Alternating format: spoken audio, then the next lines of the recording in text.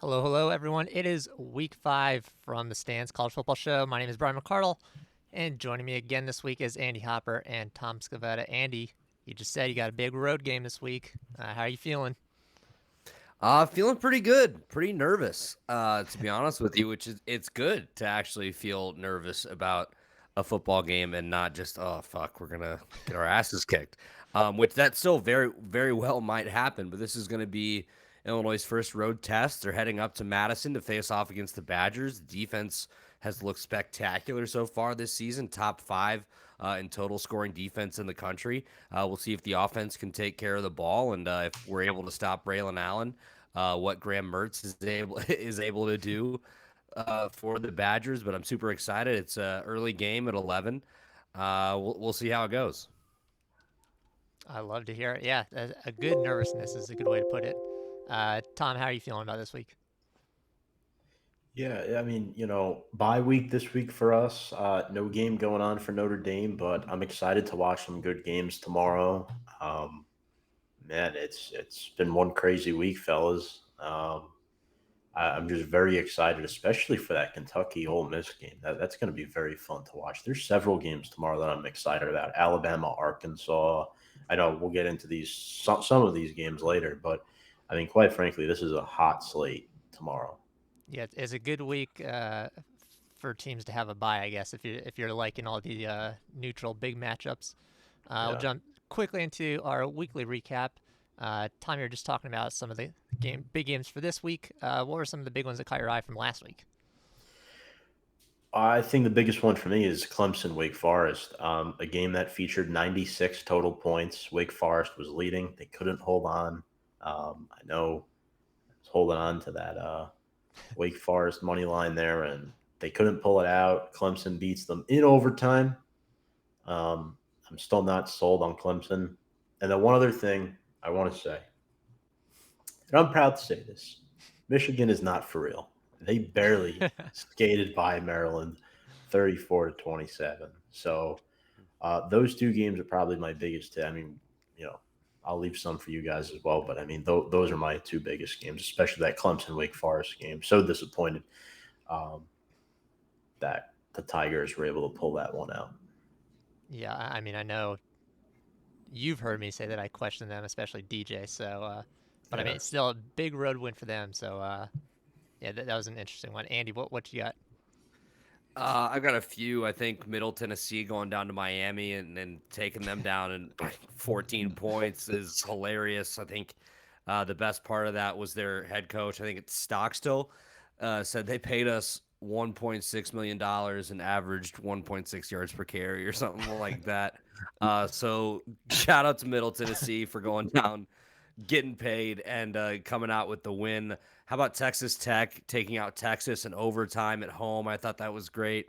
Tom said it about Clemson and Wake Forest. I think those were some of the games I was keeping my eye on the closest this past week. And Kansas over Duke. Let's go. Rank the Jayhawks, baby. There you go, rock chalk, baby. We will actually talk about that very soon. But yeah, I guess the two for me that haven't been mentioned yet was Tennessee over Florida. I mean, Florida's been struggling. I think everyone probably thought Tennessee was going to edge them anyways, I think it was still both teams are good enough where you didn't know what was going to happen, and the scoreline kind of showed that. But yeah, Tennessee and Kentucky are now the teams, the only two teams I guess really that can challenge Georgia in that SEC East. That was a huge win from them. I really like what that team's doing right now, and I'm not just saying that as a hypo fast offense fan at all. And then obviously the kick in the Texas A&M Arkansas game off the top of the upright to lose the game for Arkansas. It's like twice in 30 weeks I think we've seen that happened in a Wyoming game a couple weeks ago. Just absolutely ridiculous way to lose the game. Yeah, Texas A&M pulled it off. Unfortunately for those of us who like Arkansas. We'll move into our first segment of the week. We're going to do ruling on the field. We're going to make a ruling on some topics here, some college football news topics. The first one we have is Lane Kiffin coming out saying that there's too much drinking and partying going on at the tailgates, and it's affecting the home field advantage that Ole Miss should have, and I guess home teams in general should have in college football. And this is kind of mirroring Nick Saban last year, who yelled at the student section for leaving in the fourth quarter when they're smashing FCS teams like by 50 points. So, Tom, let's get your ruling on this first. Is this an overreaction by Kiffin here? Well, look, I'll say this before I get into that. The average attendance nationally, not just for Ole Miss, nationally has dropped over 7 straight years. That was also one of the key takeaways I read from that article, Brian, that you sent. But um, I don't think it's an overreaction. Um, I don't necessarily know if that's as much of a factor as he's making it out to be. I still think Ole Miss should be beating these teams regardless if the student section is there or not. But it's definitely going to play a factor. You have a big game coming up at home against Kentucky. You have one of the top quarterbacks in the country coming into your house with Will Levis. You want your fan base there. You don't want people entering in like an hour late or like 2 hours late. That could carry some weight. And it's sort of a stigma that you would hope, previous fan bases, previous student, not previous fan base, previous students of the school would pass down to, the younger generations. And if it's becoming an issue, I mean, I think something should be said. That's why I don't think it's an overreaction, but I don't necessarily think that this carries as much weight as he thinks it is. All right, Andy, what's your call? Fine by Kiffin here, or should the fans keep partying it up? I mean, I think everybody should be able to go have fun. I do think maybe, I mean, that is just kind of the culture of some of these tailgates, some of these games these days. Let's just go get fucked up, and we might not even make it into the game. Like if you see some of these setups people have, they've got TVs, they've got no reason to fucking go into the game. I think that has something to do with the attendance dropping as well, with just the way you can find almost every game on TV. It's most of the time it's a lot better just sitting on your couch, fucking taking in the game on the big screen. But as far as the tailgating goes, like, I mean, I love tailgating. I love to go out there and get a few beers in me. I know a couple schools have kind of like tried to combat this. They're now selling beer in the stadium. I know U of I does that. I think Ohio State, LSU, like some of the bigger programs have been doing that as well. I don't know. I feel like when Ole Miss gets into the meat of this SEC season, it won't be too much of a problem. I know in the article, Lane was talking about how he was kind of frustrated, and he's just at this point, he's just going to get his guys ready to play because he said, I've been coming in here for 2 years, press conferences, social media, trying to get people in here, and it hasn't worked. And I don't know. I mean, for me personally, I went to the Chattanooga, Illinois game on last Thursday. Illinois won 31-0. Student section was actually pretty full, I would say, throughout most of the first half. But at halftime, it starts to trickle down, and then when it's the fourth quarter and it's fucking 50 degrees, 40 degrees, and you want to go get drunk, and they're up 31-0. I mean, there's not really much to stay for. I like how that article also, kind of mentioned, NFL stadiums usually stay pretty full to the end because most of them go down to the last possession. That's not usually the case in some of these college football games, especially these cupcake non-conference matchups. So I don't know if it's necessarily an overreaction. I think kind of once they get into the meat of the season, it might get better. But also, I mean, it's about results too on the field. So and like they have been winning, obviously, but the track record, Ole Miss, they're one of those schools that has some high expectations that don't always get met. So it could be that as well. I don't know. Go get drunk. Go enjoy the game.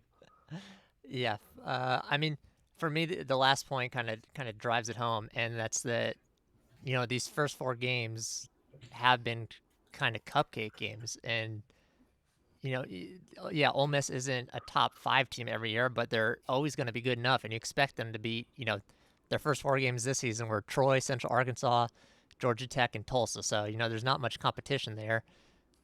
Those kind of read like all right, let's go for the first half for the first three quarters, and then it's probably going to be a massive blowout, and then we can check out, go to the bars, and watch a bunch of the other games. Like you said, there's tons of the setups that people have nowadays, especially the people who go like full on with like 3 spots connected with their RV, 3 TVs going. I mean, you can check out so many games that it's almost better to have a setup like that where you can just be with, your friends, your family, fraternity brothers, whoever, instead of, surrounded by strangers in a stadium where you're up 50 points, and the game's over by halftime. So I understand what he's saying. I understand what Saban was saying last year. But to me, this is a big game this week. It's gonna be full. Like, this is not a game where that's gonna happen again this week. People are gonna be there until probably the dying seconds, at least they're losing by 50, which I don't think will be the case. So, when it matters, your fans will be there. So to me, this is a non-issue, and I mean, maybe this will get a few more fans to stay longer, but I don't think so. Just keep winning. Exactly. Also, the Grove is like one of the most famous like tailgating Right. places like in the country. Yeah, I think that they mentioned that in the article. The writer specifically said it's like one of the most beautiful places to tailgate. So I mean, good luck getting them in the stadium from a place like that. But moving into our next one, calling it pardon the interruption. Boys, you're both in baseball territory. Last week, we had a live cut-in multiple times during a football game to watch Aaron Judge's at-bats, and one during an entire live play. So I wanted to ask you guys, we got you in Chicago, Andy, and you in the New York area, Tom. Is this interruption warranted, to break in like this? The fans have been, college football fans, I should say, were pretty vocal about not wanting it because of what happened last week. But ESPN has said they're going to do it again this week. Although the Yankees are playing tonight, so maybe Judge gets home run number 62 tonight, and this is a non-issue. But are the fans justified, or is ESPN justified? Is this moment important enough? Tom, we'll start with you because you're in the New York area. Whose side are you on here? Well, I'm in the New York area. I'm not a Yankees fan. All right. If I and again, I hate to bring us back to kindergarten here for a second, but if I turn the channel on to watch the Yankees game, I want to watch the Yankees game, and I want to watch Aaron Judge hit his 62nd home run. If I turn the channel on to the college football game, I want to watch the college football game. I don't want to watch Aaron Judge potentially hit his 62nd home run. So yes, the fans are justified. I'm sorry. You got fans in like Tennessee that want to watch their football team play. They could give a rat's ass about Aaron Judge and what he's doing. No offense, but I mean, college football, these networks ESPN's already suffered in ratings this year. So I just, you don't want to lose any more viewership over this. I'd say, you televise a college football game on your station, leave it. I don't think it should be interrupted. You want to show highlights at halftime, fine. You want to do something after the game, fine. But during the middle of the game, during a live play, like what if something big happens and the fan misses that? Right. Like, then you'll get all these letters and like lawsuits and this and that. I'm like, no. Fans are justified here. Andy, what's your take? I was literally watching Houston versus Tulane tonight before we started recording, and they fucking cut to an Aaron Judge at bat. He struck out. I don't want to see that. They did dual screen, live play, Tulane and Houston still going. They cut out the commentary even from the game and went over to the Yankees game just to watch this motherfucker strike out again. I mean, I understand it's historic, like it is, like it's a cool story, but like Tom said, like these people in the South, they don't give a fuck. Like, and it's not just the people in the South; it's college football fans in general. Obviously, there are people that like football that also like baseball. I'm sure there are some Yankees fans that are interested, but if you're a Yankees fan and you're really that interested, I think you're already watching the Yankees game. Right. You're not worried about Houston and Tulane or whatever the Friday or Thursday night matchup is. But I definitely think fans were warranted in being like, hey, like we're here to watch football. Like it's great, good for him, but like who gives a fuck?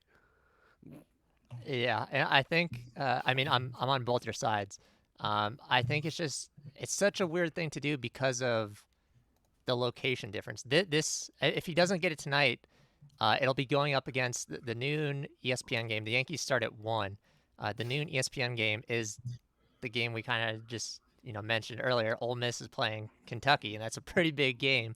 I don't think SEC football fans are really going to be happy to see Aaron Judge pop up on their screen to, like you said, either strike out or them purposely walk him, which has been the case of recent. So it's such a weird move. The comment that kind of got me the most was uh, someone pointed out ESPN is a network that specifically got to where it was and got its viewership because of the format of replaying highlights from earlier in the day. Like, this isn't a new concept. This is you take the clip, if he hits it 10 seconds later, the football play is going to be over. You play it then. So I really don't understand the cut-ins at all. There's plenty of commercial breaks, halftime. There's TV timeouts all the time. It's a 10-second hit. How long does it take for a ball to get out of the park? 3 seconds? I mean, you don't. Depending on if it's a moonshot or not. That's true. Judge is pretty powerful. He could pull one of those. But yeah, I mean, just wait a few seconds. It's really not that big of a deal. Especially Tom, like you said, there's a lot of Karens out there, who are going to send in those letters to the network about the interruption. So it just, all in all, I don't think the people need to see it. I don't think the people want to see it. So yeah, that one, I'm siding with the fans here. Moving to our next segment, simply called Snubbed. Two teams got a little bit snubbed this week. I know every season I have to have at least one segment on how I hate preseason rankings, how the momentum swings things, and we got two teams here that I think are unjustified in their rankings, or not rankings, I should say. We have Minnesota, who at 4-0 is down at 21 behind 7 one-loss teams, and Kansas. Andy, you talked about them. They just beat the Blue Devils. They're having a hell of a season right now. Also 4-0, not ranked at all, and people are not pleased about that one. So my question is, boys, who got snubbed the worst this week by the AP poll? Andy, we'll start with you. I'm gonna go Kansas. They have multiple wins over Power 5 programs, a couple of those on the road. And just rank them, you cowards. I do think Minnesota is a really good team. They're coming off absolutely destroying Michigan State last week, I believe. Um, it is pretty atrocious to put an undefeated team, especially in a Power 5 conference like that, behind 7 one-loss team. That's pretty egregious to me. But I'm all in on the Jayhawks, rock chalk, like rank them. Come on, I don't know what more do they have to do. All right, they're kind of the Cinderella team this year, the Coastal Carolina of 2022. Tom, in your opinion, who got snubbed more? So before I answer this question, I just want to say I do think both teams should be ranked, but I think the team that got snubbed more is Minnesota. As Andy just said, they just blew out Michigan State on the road. They have a good reputation. No offense to Kansas, a better reputation as a football school historically. Tanner Morgan has been great. Mohamed Ibrahim has been outstanding. 8 rushing touchdowns through 4 games and nearly 600 yards on the ground. I mean, the guy's a stud, and defensively, they haven't given up more than 10 points in a game. I mean, the Golden Gophers, they're going to win again this weekend. And, yeah, you look at Kansas, you could argue them too, but they do have back-to-back road games coming up against Oklahoma and Baylor, but you can't look too far ahead into the schedule. You have to look at the now. And I think if, I will say this to play devil's advocate, I think there is an argument to not rank Kansas, but I would. I just think Minnesota got a little more snubbed here than the Jayhawks. Yeah, for me, I mean, it's kind of close, but they're kind of different stories. Um, Minnesota has been fantastic, and the teams that are kind of behind with those one losses, you could see definitely why they should be in front of a few of them. I'll definitely put them. I think they deserve to be in front of Oklahoma at this point. They lost to Kansas State, and Martinez had maybe the game of his life to pull it off there. Adrian Martinez, of course. but I don't. Like you said, they've got two P5 wins. They look great.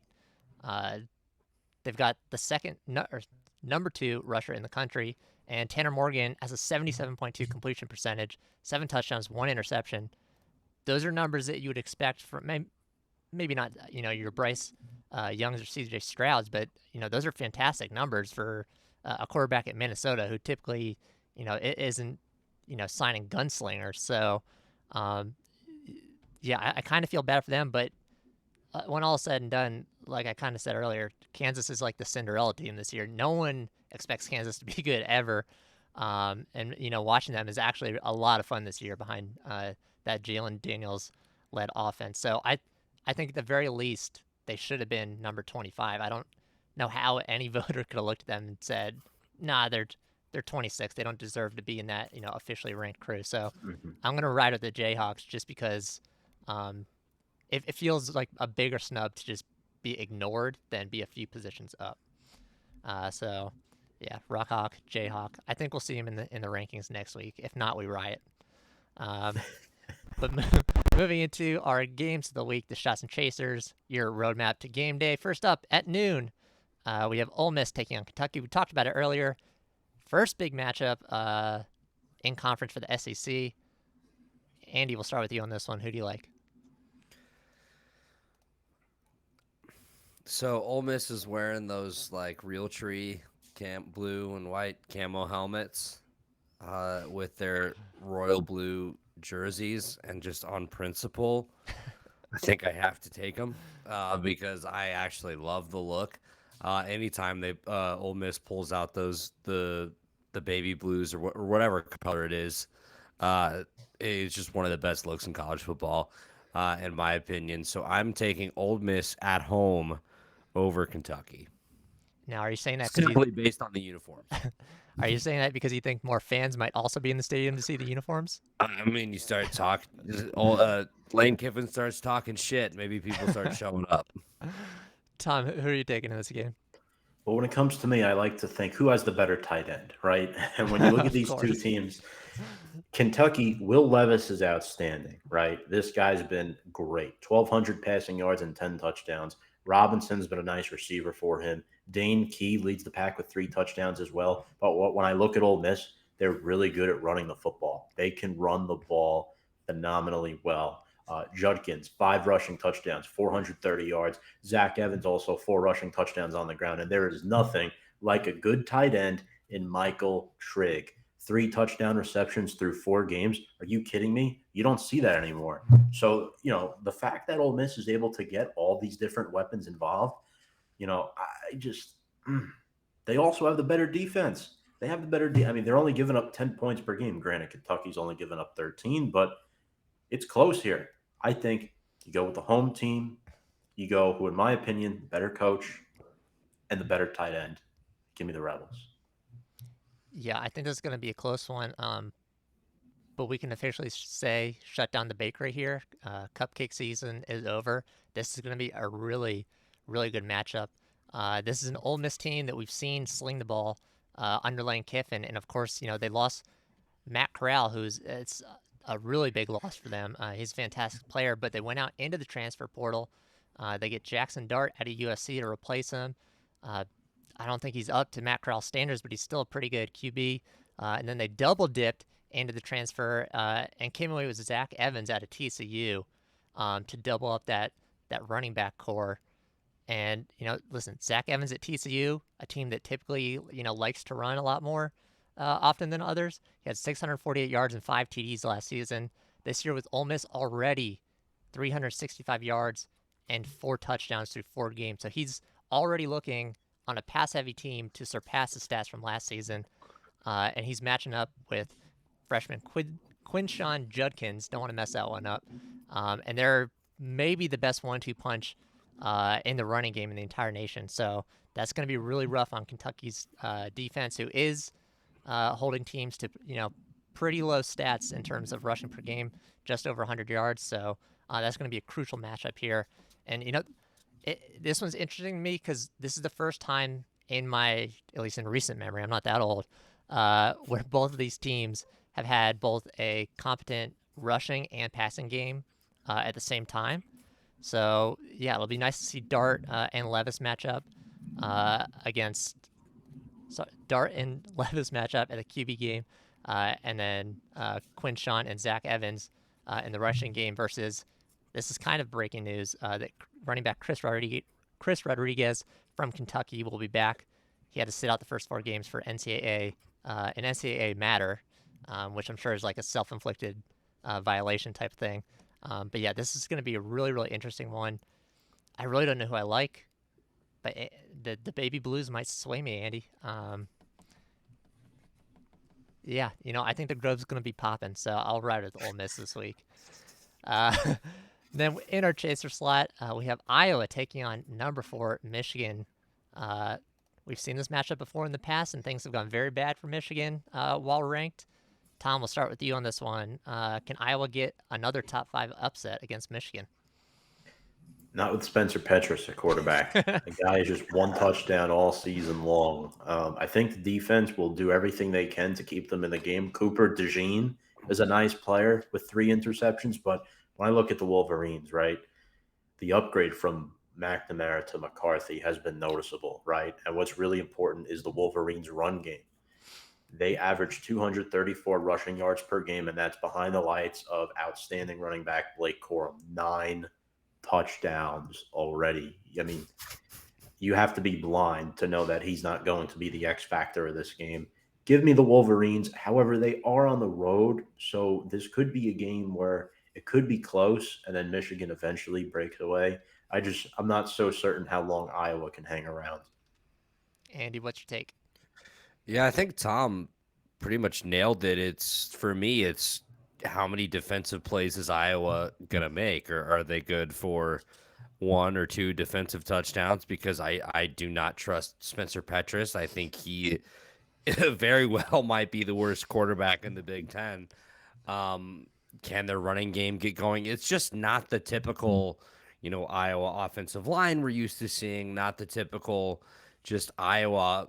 I mean, I know they're usually not the best on offense, but they have had some pretty serviceable quarterbacks in recent memory. Nate Stanley, Ricky Stanzi, guys like that. But Petras just leaves a lot to be desired. It is unfortunate because this defense has been pretty outstanding so far. Looking forward to. I'm trying to get a ticket to Illinois, Iowa in a couple weeks because that is here in Champaign, and it's been announced as a night game, so that should be pretty nuts. Especially if Illinois is able to go up to Madison and take care of business. But anyway, I'm taking Michigan. McCarthy's looked great for them. Blake Corum's a fucking beast on the ground. We'll see if Iowa's able to contain them or if they're able to score any points offensively. So I'm taking Michigan here. I'm taking them comfortably. Yeah, this is one of those games where, history, it is going to be, I think, in the back of Michigan's mind here. The very last time they came to Iowa City as a top 4 team, which was, I think, 6 years ago is what it was. Iowa played that classic grind them down defense and beat them on a walk-off field goal in a low-scoring 14-13 game. Just your typical Iowa finish to beat a ranked team. They've got the number 6 ranked rushing defense in the country. And yards per game allowed, just 73. And a very notable stat, they haven't allowed a rushing touchdown this season yet. So that's going to be a big clash there between the Iowa defensive line and Blake Corum, who, like you guys said, is absolutely killing it this season. So it's a tall task. I don't think this is classified as maybe one of the better Iowa defenses in the last decade, but it's still an Iowa defense. Yeah, I have to go with Michigan. I really want Iowa to win a game like this. I'm sure Tom does as well. We've seen him bash on Michigan a lot in the past. But yeah, I think Michigan takes it. But a stat that I will leave it with, in case we all get embarrassed here, and Iowa does pull this off, is since 2008, Iowa is 5-1 against top 5 teams at home. That I didn't have time to look up the stat. That might be like one of the best in the entire nation to be 5-1 against top 5 teams. So hoping for an Iowa win, but I think Michigan is competent enough to pull this one off. Moving into 3:30, we have another primetime SEC matchup. We have number 2 Alabama taking on number 20 Arkansas. Andy, can the Hogs get the upset, or is Alabama, a little too strong for them? I'd love to take Arkansas in this game. I just don't see it happening. I believe Nick Saban is 15-0 against Arkansas in his career at Alabama, and the Hogs are 0-14 in their last 14 matchups against AP, top 2 teams in the country. That last win coming in 2007. So history is not on their side, at least recent history. I think Bryce Young is fantastic. Gibbs has been great for them as well.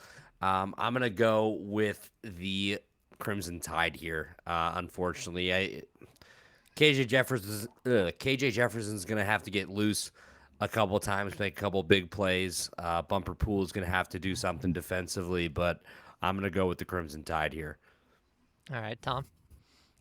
Yeah, like Andy said, Bryce Young has been fantastic. 13 touchdowns, and Trayshawn Holden as well, 4 receiving touchdowns for the Crimson Tide. And Andy mentioned Jahmyr Gibbs has 3 touchdown catches as a running back, which is very impressive. And I mean, you look at the line of the light defensively, and Will Anderson Jr., 4.5 sacks, right? That guy's a monster. So good luck getting the ball by him. KJ Jefferson, though, he's had a really good start to his season.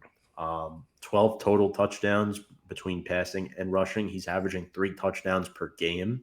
So I think that's one thing worth noting here because, again, Bama does struggle on the road. Let's keep that in mind. The one other road game they played this year, they almost lost.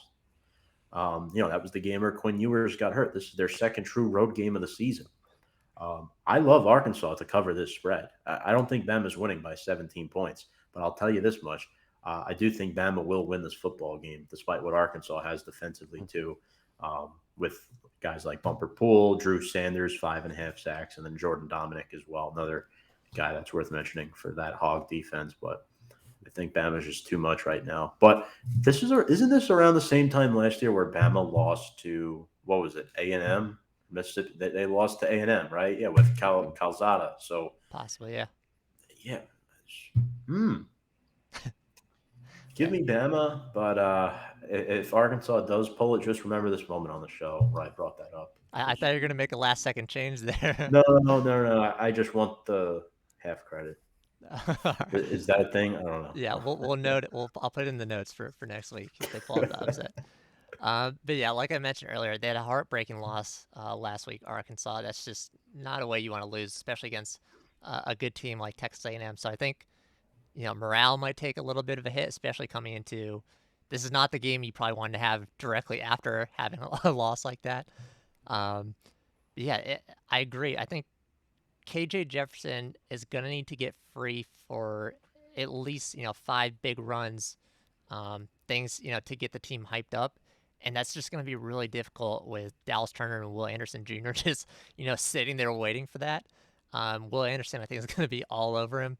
And then, on the other side of the ball for them, the Hogs you guys mentioned, the players, Bumper Pool and Drew Sanders, they lead the entire college football with 20 sacks. Drew Sanders, the personal leader in the nation, with 5 or 5.5 sacks to his name. So, yeah, I mean, you guys covered all the other main players here. I think I jinxed Arkansas last season by running them up so much with my mouth. So I'm not going to do it. I'm going to stick with some standard pick here and say that the Crimson Tide hold on. But I'm going to cross my fingers behind my back and hope the Sam Pittman boys, the Hogs, pull it off. And then our chaser slot for 3:30, we have Baylor taking on Oklahoma State. This is a ranked versus ranked Big 12 matchup. So a big one here for their playoff implications. Tom, who do you like in this matchup? This is tough because I'm going to own something. I was wrong about Spencer Sanders. I was wrong. He was inexperienced. That's what he was, and he gained a lot of experience in that bowl game against Notre Dame last year. So personally, I think Oklahoma State is a very impressive football team. But we know what happened last year. I think It was when Baylor played Oklahoma at home and they beat them. This has a similar type of vibe to that game, except Baylor's the favorite this time, right? Blake Shapen has been a really good quarterback as well. Richard Reese with 6 rushing touchdowns. I like him a lot. The Bears obviously do have a heartbreaking loss at BYU in double overtime. That was still a good performance for them. Oklahoma State at 9, Baylor at 16, Baylor at 3-1, favored by 2.5. I think they hand the Cowboys their first loss of the season, and Spencer Sanders throws a couple picks, just completely backtracking on what I just said. I was gonna say you just talked the boy up, and now you No, take no. him. So far Okay, he's been great, but I think this game he might have a couple of miscues. all right. It's on the road, tough ranked team, but yeah, he's had a really good season. There's no reason to trash talk Spencer Sanders right now. Yeah, I agree. I agree. Andy, who do you like in this game? Brian always talks about ratios. Spencer Sanders, 10 touchdowns, only 1 interception on the year. Obviously, this will be the Cowboys' biggest test so far, especially on the road. But he has looked very impressive, over 900 yards, 10 touchdowns.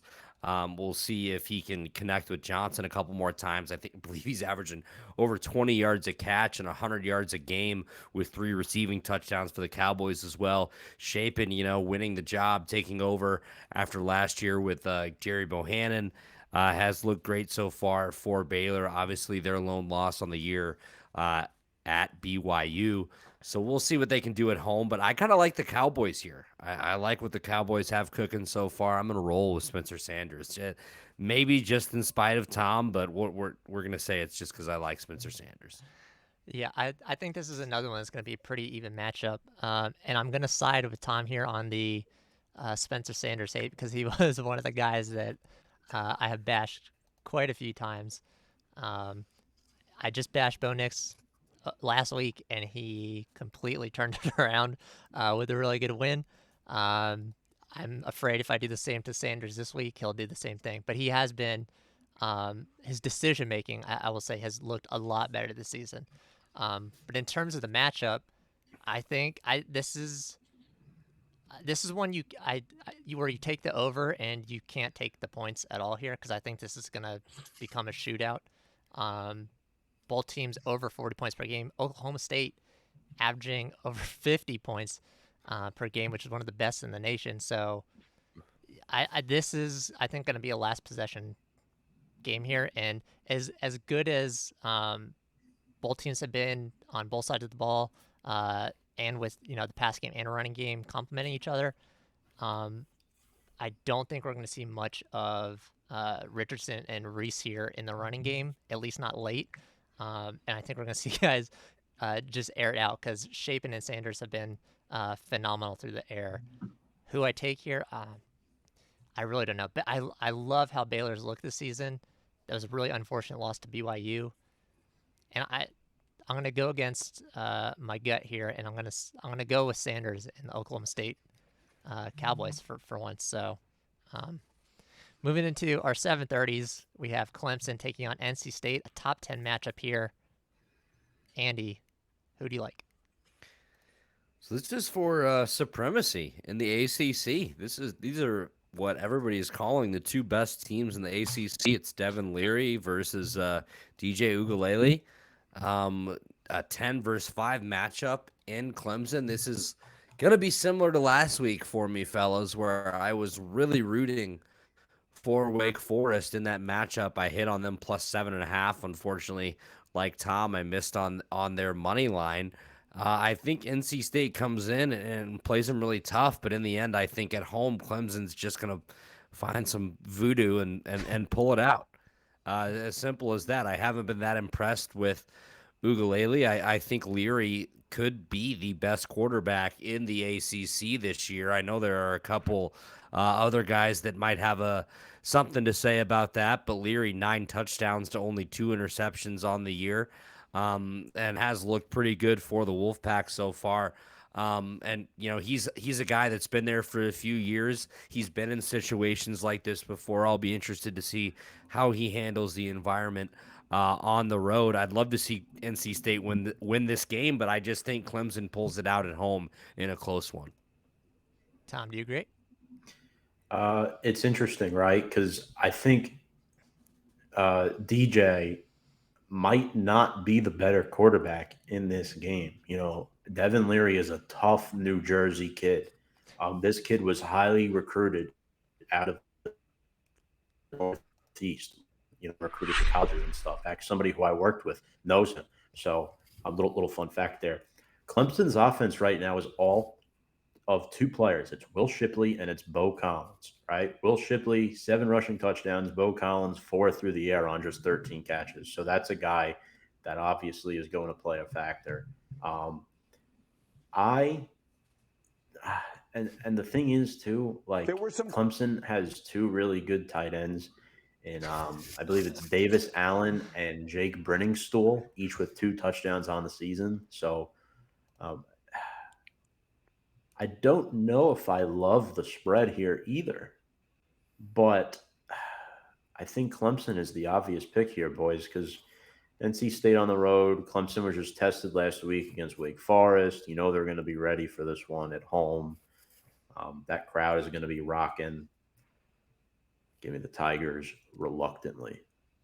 All right. What about on the points? No, It's at 7. no, they're not covering that. Okay. Just had to check there. Yeah, listen, this Clemson team has looked. It's been like a little bit of like an Uno reverse card. Typically, the defense is super solid and the offense is good enough, but nothing special. Aside from the 2 years we had with Trevor Lawrence there, who kind of saved the day for them. But the defense has usually been the tail of the tape for these Clemson teams. But with Brent Venables gone, that defense has really been struggling, and they've actually been saved several times by by that offense and DJ, who kind of like Spencer Sanders has matured a little bit in his game, in his decision making. So that'll be an interesting one to watch because NC State has typically been solid on both sides of the ball, but nothing special on either, if that makes sense. So the matchup is a really interesting one for me. It's the first time that this has been a top 10 matchup between these two teams, and it's the first time that NC State has played in a top 10 matchup ever. So there's going to be a lot of pressure on them, but I think also pressure on Clemson as well because I'm kind of feeling the opposite that you are, Tom, to how last week went.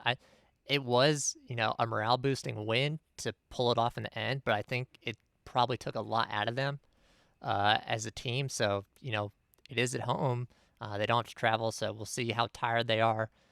But listen, NC State returned a lot of guys and a lot of guys on defense. I thought the most notable quote of the week for me was from their senior linebacker Isaiah Moore. He said that a lot of the senior guys, not specifically just seniors, like juniors and seniors, discussed after last season what they wanted to do, and they decided they wanted to come back to win an ACC championship because they truly believed that the team was situated to win that. And it's a big goal for them because they've never won one since the championship game has existed, and they've never even played in one. So this is a huge game, season-changing for that decision that they all made. None of their guys left early for the draft. I double-checked. I thought that had to be a misquote, but no one left early for the draft, so they're returning a ton of guys.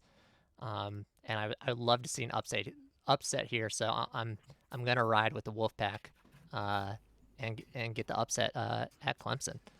And then in our chaser slot last game, we have Auburn taking on LSU. Typically, you would think one of these teams would be ranked in a matchup like this. We're not seeing it this season. 2 unranked teams here. Tom, who do you like to win this game? So Auburn previously got blown out by Penn State 2 weeks ago. Their quarterback situation is a mess. Outside of Tank Bigsby, their offense lacks a lot of production. As where LSU, you have Jaden Daniels, who's a dual threat. Armani Goodwin and Noah Kane, the running backs for the Tigers, have combined, the LSU Tigers, that is, have combined for 9 touchdowns. And again, I don't dislike Brian Kelly as many people think, as much as some of these other Notre Dame fans think. So LSU is going to win this football game on the road. Um, I think they're going to see a substantial improvement in their play this year in these SEC games. And I think, with Kelly at the helm, it might not be pretty, but I think LSU gets it done ugly on the road. All right, an ugly one, but a win for Kelly. Yeah. Andy, do you agree? I think Tom has described a lot of LSU's wins over the past, couple seasons, where they obviously the championship in 2019, they're riding the high, and then kind of after that, it was quite a way down, where they didn't necessarily look so great. They did. Oh, I just lost a light there, but we're gonna persevere through it. Hold on, boys. I'm sorry. Yeah, I think LSU wins the game. I don't even know who is starting for Auburn. Did Finley lose the job? Is it Ashford? I couldn't tell you. I Jalen Daniels has looked all right this year. 6 touchdowns, no interceptions yet. He's able to move his feet. I know Nussmeier's also got some time for them at quarterback. I do think Brian Kelly is the better coach here. Brian Harsin, it's been quite a time he's had there at Auburn in a very short amount of time that he's been there. But I'm taking the Tigers of LSU on the road at Auburn. One quick thing, Brian. Yep. Finley is out with a shoulder sprain, so I believe it is Ashcraft. Well, that answers your question, Yeah. Andy. Yeah, they're the two big players here. Obviously, Butte and Tank Bigsby, who you already mentioned, Tom, are going to be, the players to watch here. But in terms of a typical matchup like this, there aren't many things to watch. Auburn squeaked off maybe one of the ugliest wins of the entire season last week against Missouri with that fumble that saved them by going out of the end zone as Missouri was driving to win the game. So yeah, I this is a game where I just don't really trust either team. But if I had to pick one to trust, I do trust LSU a little more. I agree. Brian Kelly is the better of the two coaches. Harsin already looks like he's on a hot seat, at least with the fans. And LSU coming off their first shutout since 2018. So they at least look like a bit of a competent team to me, whereas Auburn has just been sputtering all over the place. I don't see them being able to get this done, even though it's at home. So I'm riding with the Tigers here. Wish it was a Coach O-led Tigers, but, I'll take a Kelly-led Tigers. And I do think that team's going to continue to grow. It's going to be a learning experience for Kelly. It's a completely different environment. So I think they will get things together. And yeah, I just think they're the all-around better team here. So I'm also going with the Tigers. And that's going to end our show for the week. Enjoy the games, everybody. Thank you for joining us. If you want to follow us, links are down in the description. You can subscribe. That button's right there. And if you want to follow Andy and Tom's shows, their links are in the description as well. Enjoy the games, everyone, and we will see you next week.